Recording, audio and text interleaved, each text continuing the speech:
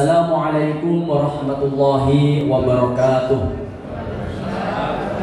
Alhamdulillah wa syukurillah ala jami'a ni'matillah. Allahumma salli wa sallim ala sayyidina wa maulana Muhammad wa li abawaihi Rasulillah sallallahu alaihi wasallam, amma ba'du.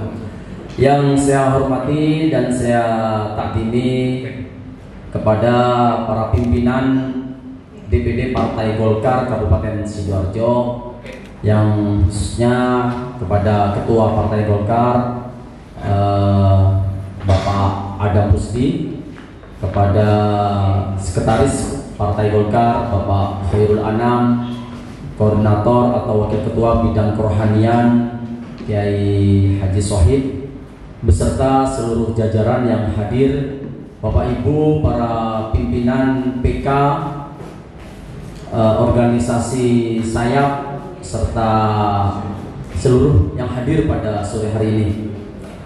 Bersyukur kita kepada Allah atas segala karunia yang telah Allah anugerahkan kepada kita, sehingga kita bisa berkumpul di majelis ini dalam keadaan sehat walafiat. Mungkin langsung saja nih, karena sebentar lagi sudah akan berbuka. Karena momentumnya memang Ramadan, izinkan kami menyampaikan tentang Ramadan. Ayat yang sering kali didengar oleh kita dalam Al-Quran, A'udzubillahi minasyaitonirrajim, Bismillahirrahmanirrahim.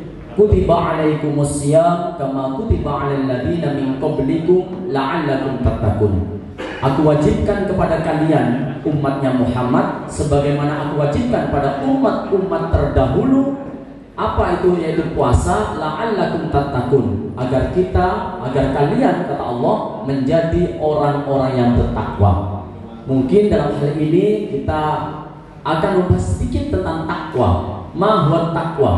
Mungkin sering sekali kita mendengar kalimat takwa dalam kegiatan-kegiatan khutbah, dalam kegiatan-kegiatan tausiah dan lain-lain sebagainya. Imtisalu awamirillah wajtinabu nawahihi, melaksanakan segala perintah-perintah Allah dan berusaha sekuat tenaga meninggalkan larangan-larangannya.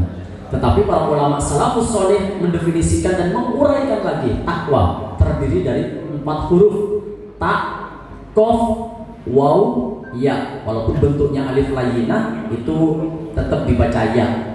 Takwa. Tak yang pertama adalah tawadu. Apa itu tawadu?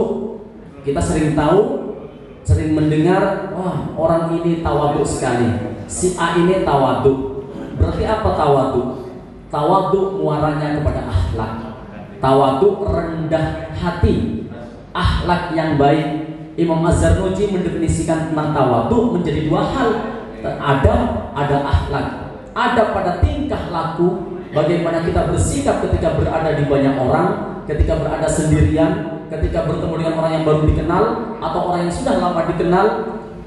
Kalau akhlak lebih pada urusan hati, tidak mudah sombong, tidak mudah iri, tidak mudah ujub, tidak mudah riya, tidak mudah sum'ah dan lain sebagainya. Bahkan dalam hal iri, Imam Az-Zarnuji menyampaikan, Rasulullah SAW menyampaikan dalam hadisnya, la hasada illa fisnin, rajulun atahu Allahu malan fasallatahu halakatahu, wa rajulun atahu Allahul hikmah wa yarda biha wa amaliha.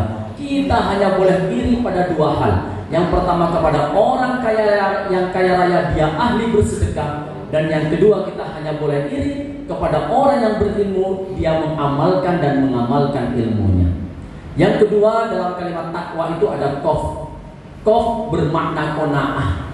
Kona'ah artinya apa? Kita sudah sangat akrab dengan bahasa kona'ah. Menerima yang pandum, gak gampang ngersulo, gak gampang merasa lebih rendah daripada yang lain, gak gampang mengeluh, baik ketika berada di hadapan Allah atau berada di hadapan manusia. Karena sesuatu yang melekat pada diri kita saja ini sudah sangat banyak sekali. Yang melekat pada diri kita sudah sangat kaya sekali. Kalau saya tanya kepada Mas Hakim yang ganteng dan super power ini, misalnya tangan kanannya diminta oleh orang 200 juta, kira-kira Mas Hakim mau enggak tangan kanan? Enggak mau.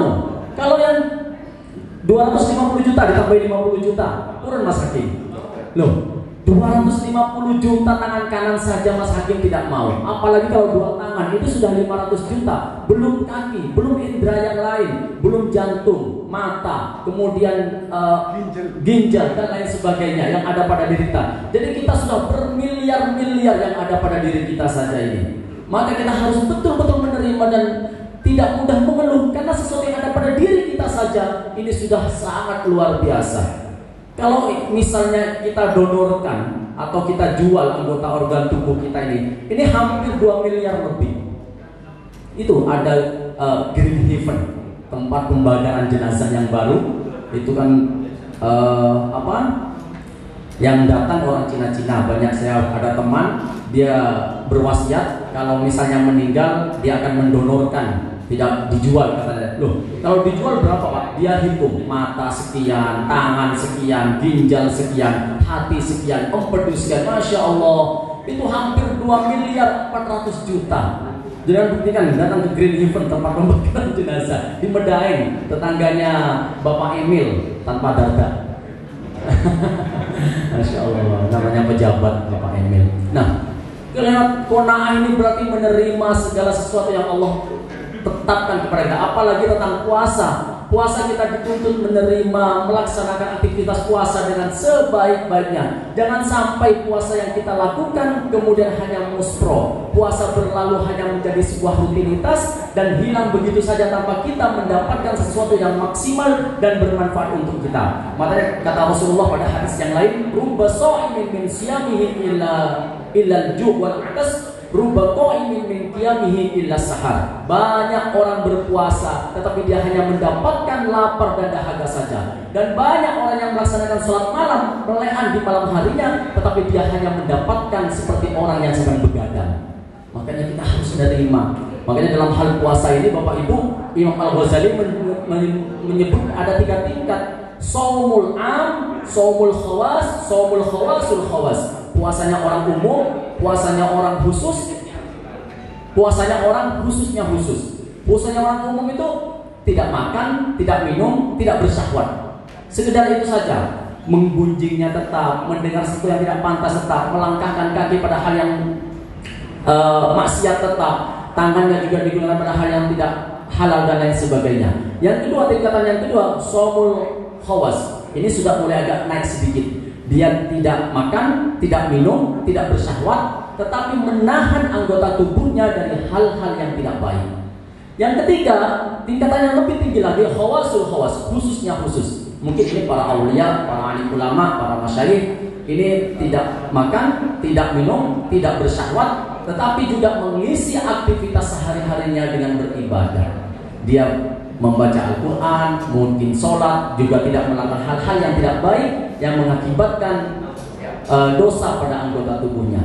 Makanya puasa itu memang betul-betul ibadah rahasia. Rasulullah dalam hadis qudsi, as-shaumu li wa anni ajzi bihi. Puasa itu untukku dan aku sendiri yang akan memberikan balasannya. Apalagi musim pandemi ini kan tidak tahu kalau saya lagi makan permen misalnya pakai masker atau di dalam mobil ada minuman, kita kan tidak tahu apakah saya tadi minum atau tidak. Sampai di sini saya harus puasa kan begitu.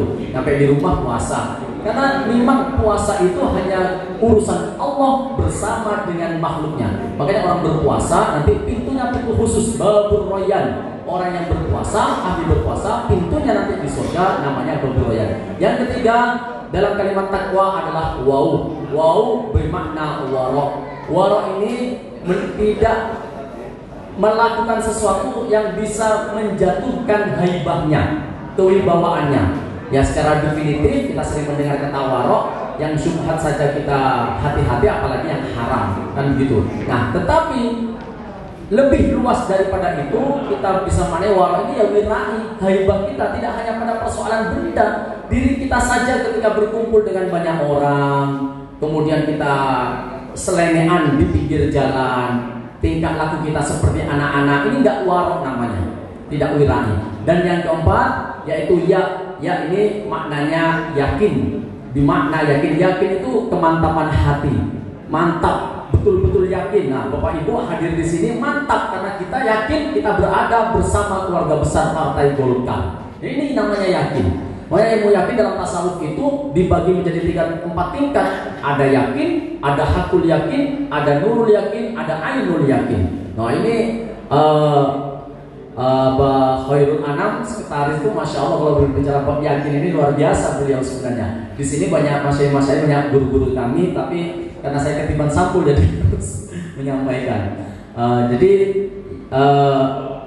parameter paling sederhana bagaimana kita meningkatkan ketakwaan kita kepada Allah, meningkatnya akhlak kita atau tawaduk kita, meningkatnya qanaah kita dan rasa nuriman kita, meningkatnya warok kita, dan tentu yang keempat adalah meningkatnya keyakinan kita. Mudah-mudahan bermanfaat untuk saya pribadi dan umumnya bagi kita semuanya. Mohon maaf kalau ada yang kurang berkenan dan salah kata apa yang kami sampaikan. Wallahul muwaffiq ila aqwamit thoriq. Assalamualaikum warahmatullahi wabarakatuh.